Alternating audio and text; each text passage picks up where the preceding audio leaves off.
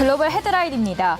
유럽 증시가 영국 정부의 감세한 철회 발표에 훈풍이 지속되면서 3거래일째 상승세를 나타냈습니다.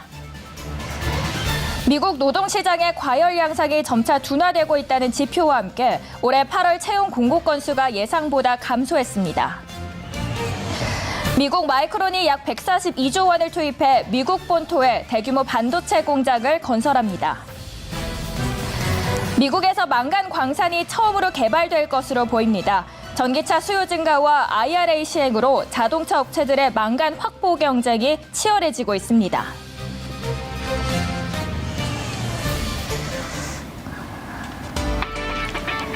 성공습관투데이 지금부터 시작합니다. 안녕하세요. 박지원입니다. 네, 신중호입니다. 미국 시장은 이틀 연속 강한 반등을 보였습니다. 나스닥은 3% 넘는 반등세가 지속이 되고 있는데요. 미국의 노동시장이 균열이 발생하면서 연준의 피벗, 그러니까 통화정책의 스탠스가 변할 수 있다는 기대감이 다시 살아났습니다. 지난 6월에 나타났던 베어마켓 랠리와 비슷한 모습인데요. 일단 달러와 금리가 안정되면서 전반적인 위험자산 선호 심리가 강하게 연출됐습니다. 이제는 또 어둡고 어두웠던 동굴을 지나고 나서 희망의 불씨를 조금이나마 찾을 수 있지 않을까라는 생각이 듭니다. 오늘도 알찬 정보 위해서 많이 준비했습니다. 최선을 다하겠고요. 지금부터 뉴욕 마감 지수부터 확인해 보시죠. 뉴욕 지수 마감 함께 보겠습니다. 그동안 시장에 팽배했던 공포 심리가 조금 가라앉는 모습입니다. 뉴욕 증시가 월요일에 이어서 4일 이틀째 상승세로 출발을 했습니다. 지수 함께 보도록 하죠. 오늘 다우존스는 2.8%대 상승을 했고요. 나스닥은 3.34, S&P 500은 3% 넘게 오름세 보이고 있습니다. 영국발 금융위기 우려를 불러일으켰던 크레디트 스위스의 주가가 이날 유럽 시장에서 4% 반등한 것도 불안 심리를 완화했고요. 이날 10년물 미국 국채금리가 오전 일찍 한때 3.56% 선까지 떨어졌다가 이 때문에 시장에서는 금융 안정 문제가 대두되면서 연준이 금리 인상 속도를 늦추지 않겠느냐는 기대가 조금씩 확산하고 있습니다. 이날 나온 구인 구직 보고서 상고인 건수는 이날 여전히 또 1,000만 명을 넘지만 7월 수치인 11,107만 명보다는 100만가량 감소했고요. 지난해 동기보다도 줄었습니다. 노동시장이 둔화하기 시작했다는 이야기를 보여준 셈이죠. 다만 정책 전환과 관련해서는 연준이 섣부르게 움직이지 않을 것이라는 예상도 다수 존재하고 있습니다. 종목별 흐름도 함께 체크해 보겠고요. 정수환 아나운서 함께 알려주시죠. 간밤에 나왔던 글로벌 이슈들을 함께 짚어드리도록 하겠습니다. 이어서 유가 이야기로 넘어가겠는데요. 오펙 플러스 회의가 2년 만에 또 대면 회의로 열리죠. 이미 감산할 것이다라는 이야기가 많이 나오고 있는데요. 먼저 JP모건은 유가 하락을 막기 위해서 하루 최소 50만 배럴을 줄일 수 있다고 내다보고 있습니다. 이렇게 되면 하루 10만 배럴이었던 감산량은 5배에서 심지어 10배까지도 줄게 되는 겁니다. 그만큼 세계 경기가 위축되고 있다는 걸 보여주고 있습니다. 빠른 긴축 때문에 유가가 떨어지자 공급량을 줄여서 가격을 떠받치려는 겁니다. 한때 120달러까지도 넘었던 국제유가는 이제 80불 안팎으로 떨어지기도 했다가 오늘 다시 오름세를 보이고 있습니다. 이번 오펙 플러스 회의에서 주목해야 할 3가지 포인트 함께 설명드리도록 하겠습니다. 먼저 첫 번째는 얼마나 오랫동안 감산을 할 것인가입니다. 최소 50만 배럴에서 최대 150만 배럴 사이에 감축할 것이다라고 보도를 CNBC에서 했는데요. 사실 하루 100만 배럴 감산은 나라 전체별로 봤을 때는 크지 않은 액수일 수 있습니다. 그럼에도 이 감산이라는 단어에 모두가 주목하는 이유는 가격입니다.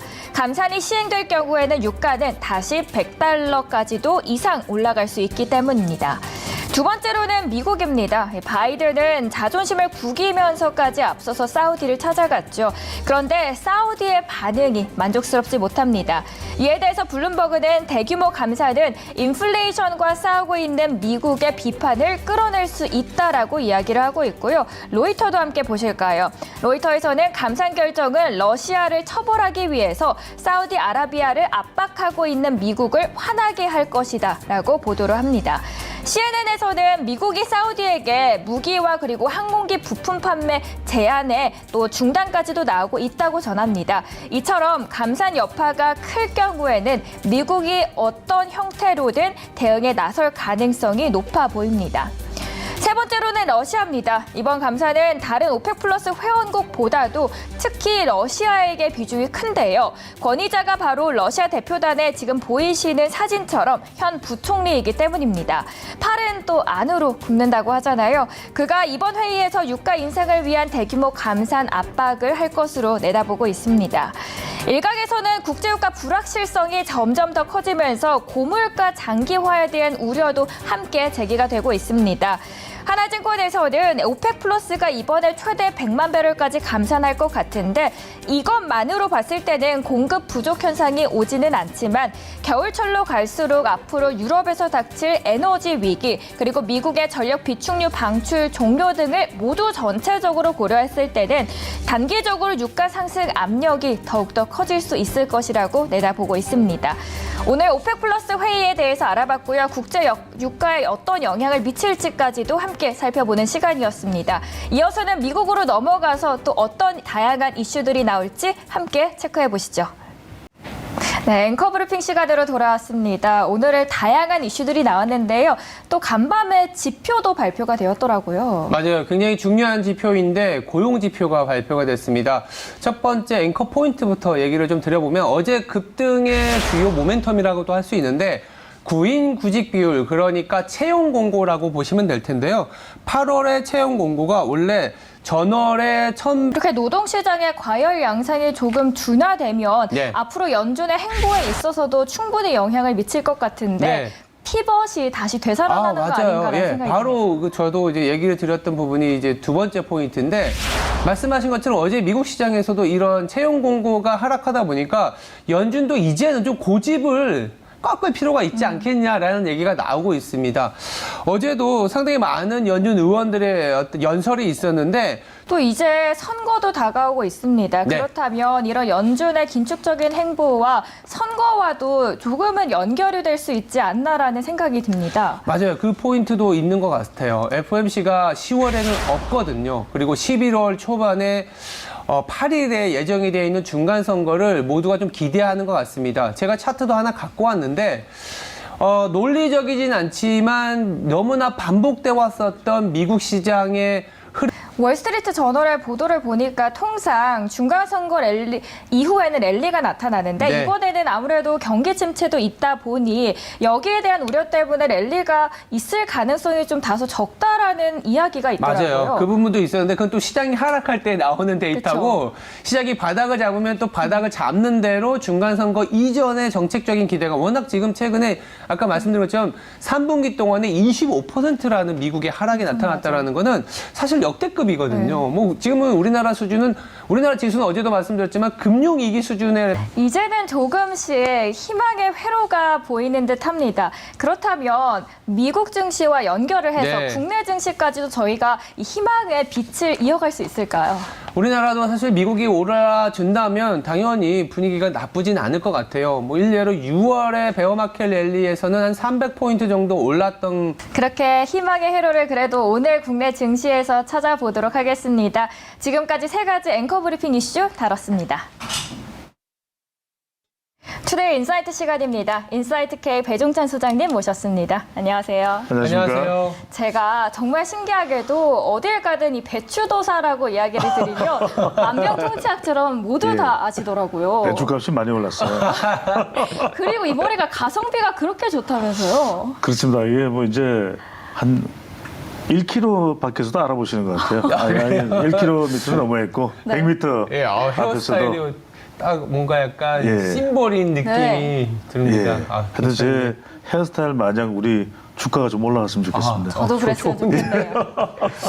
일단 오신 김에 네. 저도 이제 앵커 브리핑에서 중간 선거를 살짝 했습니다만 예. 시장에서 기대하는 바가 좀 커요. 왜냐면 주가 워낙 많이 하락을 했기 때문에 그렇죠. 뭐든 나와달라 이런 얘기인데 근데 이제 우리가 예상컨대 중간 선거는 항상 집권당이 좀 필패의 공식이 자리 잡고 있거든요. 그렇죠. 약간은 이제 분위기가 달라지는 것 같기도 한데 일단 어떻게 전망하시는지부터 궁금해요. 그렇습니다. 저도 뭐 미국에서 공부를 했고 또 미국 정치도 공부를 했고 최근에 방금 말씀해주신 것처럼 그 지지율이 바이든 쪽으로 상승을 했는데 그 요인 중 하나가 CNN에서는 유가를 봤거든요. 그런데 이번에 오펙 플러스에서 감산 결정을 한다면 바이든에게도 미치는 영향이 적지 않을 것 같은데 어떻게 바라보시나요? 그렇죠. 왜냐하면 미국은 더군다나 지금 셰일 감축법도 그렇고 이게 뭐냐 경기를 좀 회복시키고 싶어요. 네. 그렇죠. 그래서 이번에 상원에서 다수당은 이제 35석만 이제 선거를 치르게 되니까 여기서 다수당이 되면 제닛 옐런 재무장관을 바꿀 가능성이 그런 있어요. 얘기도 나와요. 그게 나오죠. 맞아요.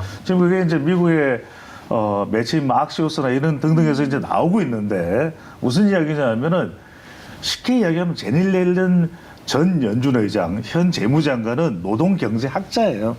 그러다 보니까 너무 이론적이야. 그래서 지금 경기를 좀 이게 한 달 동안 상당히 많은 경제적인 지표뿐만 아니라 왜냐하면 이제 10월 한 달 동안에 나온 지표들이 물가라든지 고용 지표 보긴 봐야겠지만 저도 생각 못했던 부분은 북한이라는 변수도 있고 그렇죠. 러시아 변수가 있는데 예. 이게 참 이게 엇갈리고 있거든요. 예전에는 뭐 그리드락이 된다 뭐 이런 얘기도 나오는데 그렇죠. 예상하기는 좀 어렵지만 소장님이 보시기에는 지금 미국 중간선거가 예. 어떻게 흘러갈 것 같으세요? 그래서 이제 저는 이 여론조사가 상당히 적중률이 높았던 미국이 이제 한 2000년대 뭐 초반 정도까지였다면 그 이후부터는 한 2004년 미국 대선부터는 잘 안 맞아. 안 맞았어요. 제가 그때 미국 현지에 있었거든요. 네, 그러세요? 그때 예. 공부를 하고 있을 텐데. 그러면 지금 민주당 지지층들은 어떤 생각을 할 수밖에 없냐면은 트럼프가 돌아온다. 트럼프가 들어온다. 또는 이제 마이크 펜스 전 부통령이 공화당 후보가 돼서 돌아올 수도 있거든요. 이렇게 되는 경우에 미국 경제라든지 인권이라든지 사회 정서라든지 이런 것들이 상당히 또 경색될 수가 있거든요. 이런 다시 백투두 이 트럼프 시대로 가는 것을 원하지 않는 미국 국민들이나 유권자들의 정서를 생각한다면 좀 결집을 하고 있다. 실제 이제 민주당 지지층들의 투표율이 얼마나 되는지가 상당히 중요한데 지금까지 미국의 여론조사 분석기관인 538의 예측에 따르면은 도널드 트럼프 전 대통령 역시 말씀해주신 것처럼 중간 선거에 있어서 초대 변수가 될 수 있을 것 같긴 한데 다시 말해서 바이든이든 트럼프든 사실 한국 투자자 입장에서는 중요한 건 전 이것 같습니다. 어느 누가 당선이 돼야 한국이 조금 더 발 뻗고 잘 수 있겠냐. 발 뻗고 잘 수 있냐? 네. 사실 뭐 지금 발 뻗고 잘 수 있는 상황이 아닙니다. 둘 다 아니긴 하죠. 그나마. 매일매일이 우리 경제에 지금 난맥상이 연출되고 있는데 맞아. 생각했어요. 이게 아닙니다. 자국 이기주의에 의한 IRA를 민주당 주도로 만들었기 때문에 이 법의 어떤 효력으로 중간 선거를 민주당이 압승한다. 그렇다면 이게 더 강하게 밀어붙이는 거 아니냐 이런 생각을 했거든요. 아니죠. 이기고 나면은 여유가 생긴다. 민주당이 이제 여유가 생기는 거죠. 안 그러면은 아까도 말씀드렸지만 이 법이라는 것이 그냥 바뀌는 것이 아니에요. 그래야 민주당 정부에서도 일단 승리하고 나면은 이제 다음 대선까지 여유가 생기게 되는 것이거든요. 다음 대선 때 또 435명에 대한 하원 선거가 동시에 진행이 되기 때문에 그러면 한국은 우리 동맹이다. 한국에 대해서 우리가 공화당도 좀 설득을 하겠다. 이렇게 나올 수가 있는 것이죠. 공화당이 돼버리고 나면 우리가 바이든이 다른 국가에 대해서 이 정책적인 이 인플레이션 감축법을 전기차를 유예해 주는 것 그건 말이 안 유리하다. 이렇게. 그래서 이제 네. 한 달 남은 기간 동안 바이든 대통령의 지지율이 50% 가까이 조금 더 올라간다. 이렇게 된다면은 좀 더 민주당의 상하원 양원에서의 승리 전망은 조금 더 낙관적일 수 있게 되겠죠. 알겠습니다. 네, 그렇게 그러면은 인사이트K 배종찬 소장님 함께했습니다. 감사합니다. 감사합니다.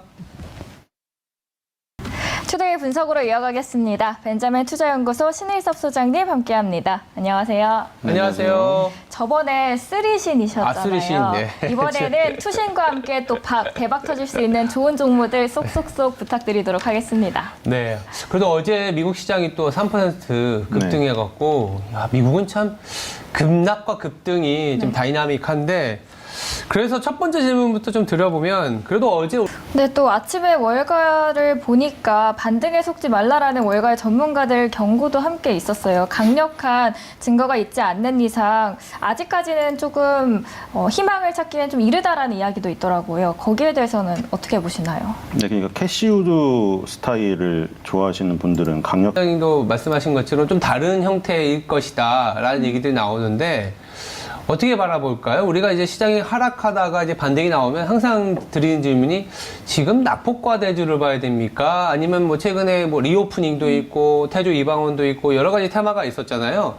아니면 뭐 굳이 뭐 섹터를 말씀할 수도 있는데 어디를 바라보고 지금 투자자들은 좀 쫓아가야 될지가 상당히 궁금한 타이밍이거든요. 네, 일단 음식료 제약은 연동이 전혀 안 된다는 거를 우리나라는 음식료 제약이 안 명심을 된다. 하고 우리나라 음식료 제약 폰 14 프로가 아니라 내년에 이제 출시될 XR 쪽에 어떤 더 모멘텀을 줘야 된다라는 투자자분들이나 분석가들도 있는데 그에 따른 우리의 관련주들 그리고 애플이 만약에 XR로 다시 일어난다면 역시 갓풀이다라는 얘기가 나올 수 있거든요. 이거 어떻게 바라봐야 될지 관련주 있을지가 궁금해요.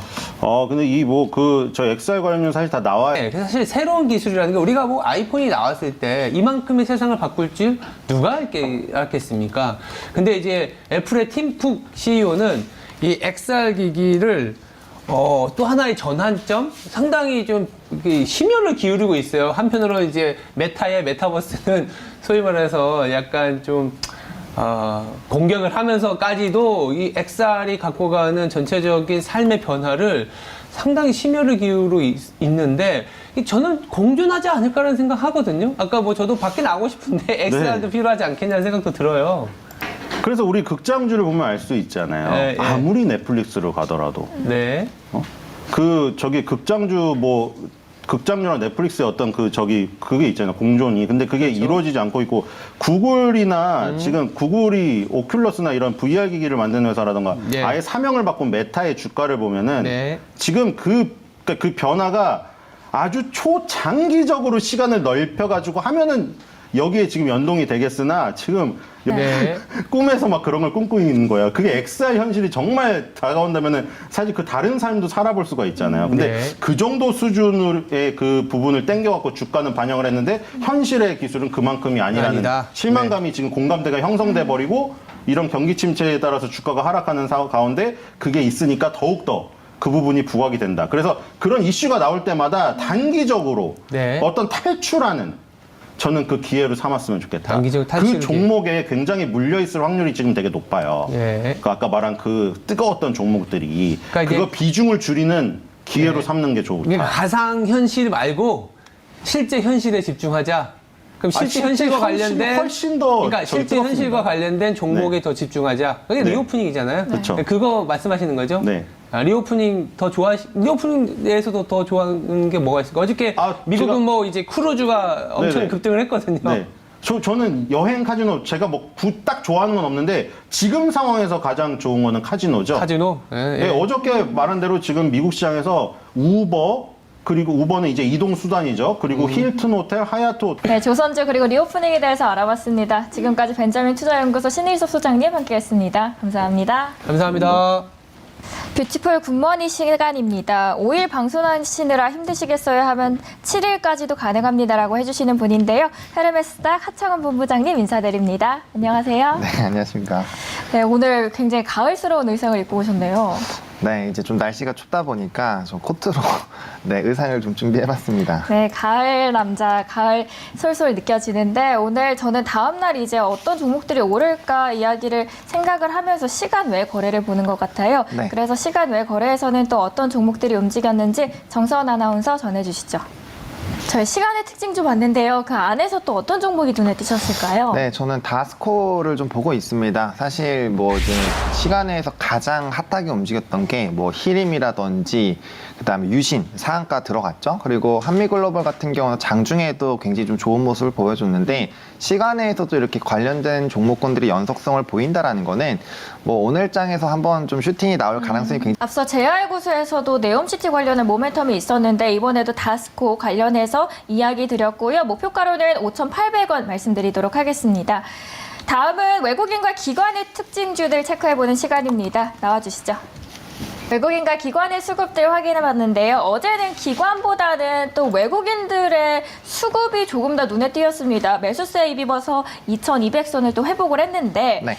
그 안에서 어떤 종목이 눈에 띄셨을까요? 네, 현대미포조선 좀 먼저 꼽아보겠습니다. 3거래 연속해서 내주셨거든. 네, 그리고 저는 뭐 이제 태광이라든지 이런 피팅 업체들도 굉장히 좀 좋게 보고 있는데 뭐 연관성이 있죠. 뭐 LNG와 연관이 있다 보니까 일단 현대미포조선 같은 수주 많이 나오고 있지만 또 실적으로 연결되는 데 있어서는 시간이 다소 걸렸는데 중장기적으로 봐도 좋다고 말씀해 주셨고요. 현대미포조선은 손절가 96,000원 참고해 주시길 바라겠습니다. 다음은 저희 외국인을 봤으니까 이번에 기관으로 한번 넘어가 볼까요? 네, 뭐 앞에서 했었던 거랑 좀 겹치는데 전 LIG 넥스원을 했습니다. 사실 이제 방산 업체들이 좀 단기적으로 많이 눌렸거든요. 네. 근데 이거를 이제 단순히 지정학적 리스크 이번에 나타나고 있는 방산의 북한 이슈도 함께 모멘텀으로 제시되셨고요. LIG 넥스원 저희 기관 순매수 수급 안에서 알아봤습니다. 이어서는 사모펀드도 함께 보시죠.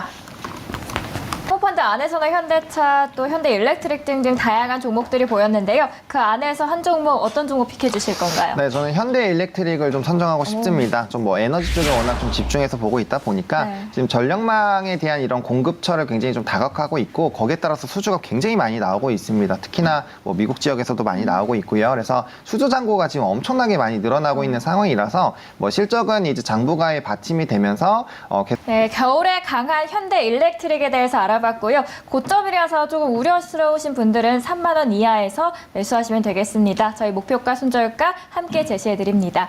지금까지 헤르메스 스탁 하청은 본부장님 인사드리겠습니다. 감사합니다. 네, 고맙습니다.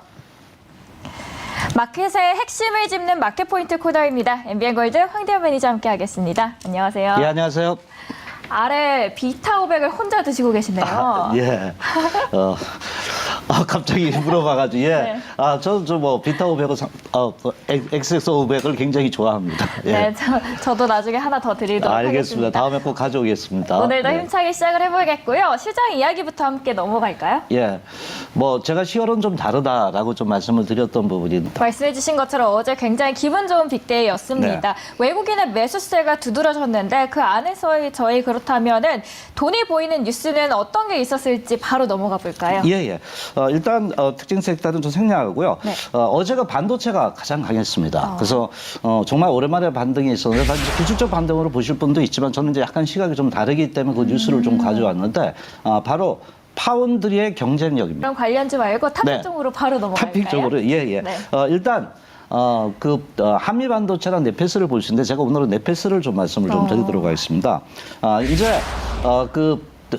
파운드리는 뭐냐면 패키징, 그러니까 후공정 오사토 부분이 가장 중요하다고 봅니다. 싸고 이런 부분. 네페스 목표가 18,900원 저희 알아봤습니다. 말씀해주신 반도체 또 하다 보니까 AR 그리고 XR 쪽으로도 관심이 좀 가는데 관련된 뉴스도 있을까요? 예, 예, 그렇습니다.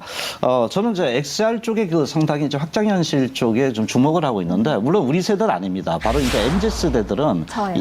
그렇죠. 인터넷하고 스마트폰에 굉장히 익숙해져 있기 때문에 아마 XR을 상당히 좀 기다릴 거라고 저는 봐요. 그래서 최근 이제 XR이 이제 그 여러 가지 기술적 문제 때문에 특히 이제 눈에 보이는 게 굉장히 좀 어지러했잖아요. 그런데 이제 하이엔드급으로 변하면서 이제 AR, VR 관련주로는 나무가 저희 알아봤습니다. 더 자세한 이야기 방송에서 하지 못한 좋은 정보들 있는데 네. 어떻게 들을 수 있을까요?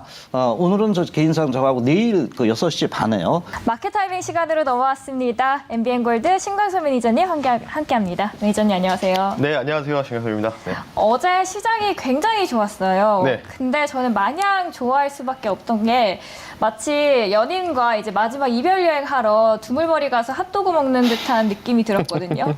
어떻게 시장 보셨나요? 두물머리 갔다 오셨나 보네요. 말이 안 되죠. 그죠? 그러면 실제로 보면 계산해 보니까 3,800 기준으로 3,300까지만 빠져도 절반에 빠지는 거니까 15% 빠지는 거고 우리나라가 여기서 15% 빠지면 몇 프로가 하향 좀 네, 실제로 월가 전문가들이 오늘 아침에 나온 UBS 보면 네. 반등에 속지 말라라는 기사도 봤습니다. 전 못 봤는데 확실히 잉글랜드 출신 남네. 네, 그렇다면 월가에서 가장 뛰어난 전략가가 마이클이라면 또 네. 매경 인심을 조금 더 써서 한반도에서 가장 뛰어난 전략가 신광수 매니저님의 또 이번 마켓 타이밍 전략은 어떻게 될지 궁금합니다. 오늘 모델은 당연히 지수와 연동되어 있는 바로 원달러를 한번 보겠습니다. 네. 원달러 한번 모델 한번 보시죠. 네. 오늘은 어떤 네. 타이밍으로 가져오셨을까요? $1죠. 예. 지금 아직 안 나와서 네. 말씀으로 해주실까요? 네, 알겠습니다. $1 화면 보면서 말씀드릴게요. 나왔네요. 네. 일단 일간으로 좀 보았고요. 네. 보시면은 이제 오늘이 10월 5일이니까 오늘 반향 강도가 잡혀 있어요.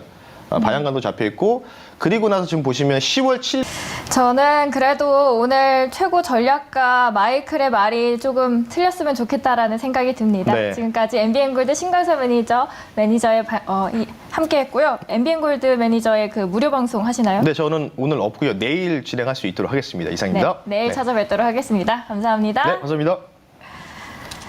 저희는 내일도 여러분들의 성공적인 투자를 위해서 최선을 다하겠습니다. 시청해주신 여러분 감사합니다.